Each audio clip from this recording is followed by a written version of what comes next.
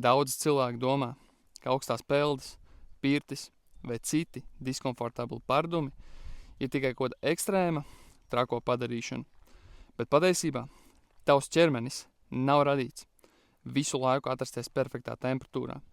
Tavs organisms ir radīts pielāgoties augstumam, karstumam, slodzei un mainīgiem apstākļiem.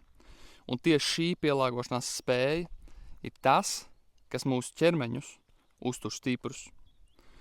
Kad tu ieej augstā ūdenī, ķermenis saņem signālu.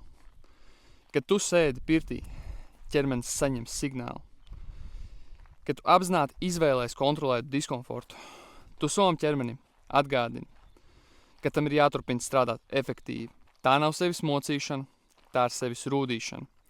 Jo tu netrenē tikai savu ķermeni, tu trenē savu nervu sistēmu, elpošanu, paškontroli un spēju palikt mierā pat brīdī, kad tavs ķermenis grib bēgt no nērtā. Un mūsdienās tā ir milzīga prasme, jo dzīvē būs brīži, kuros nebūs ērti. Būs stress, spiediens, nogurums, augstums, emocijas un situācijas, kurās gribēsies padoties. Un ja tu nekad neesi apzināti trenējis spēju būt diskomfortā, tad jebkurš neērts brīdis tavā dzīvē tev var salauzt. Tieši tāpēc augstums un karstums nav ekstrēmisms. Pareizās devās tas ir veids, kā trenēt tavu pielāgošanās spēju.